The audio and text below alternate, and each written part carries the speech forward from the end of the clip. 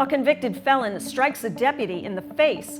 Plus, a suspect is behind bars for making threats at a Golden Gate Church. Stick around for more on these incidents and other CCSO news on this episode of the Rambosk Report.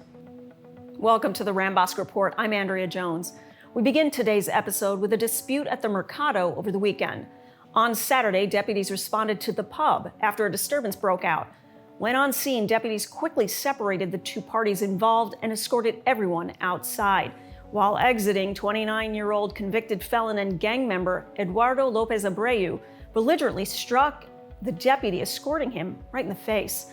Lopez Abreu was immediately detained and placed in handcuffs. He is charged with battery on a law enforcement officer and resisting arrest with violence. Meanwhile, a local man faces 16 felony charges after being found in possession of child sexual abuse material.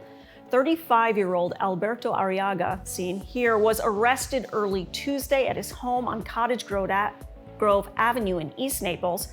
The National Center for Missing and Exploited Children reported multiple cyber tips to the Intercept Task Force involving Arriaga's IP address. The investigation determined Arriaga had at least 15 images of abuse material on his computer and transmitted or sent at least one. More charges in that case may follow. And this next story takes us to a church on Golden Gate Parkway. On Sunday, deputies responded to Manantial de Vida Church after receiving a call regarding a man making a threatening statement and acting erratically inside the church. Once on scene, deputies swiftly maneuvered into position and located 23-year-old Angel Antonio Araguin of Naples.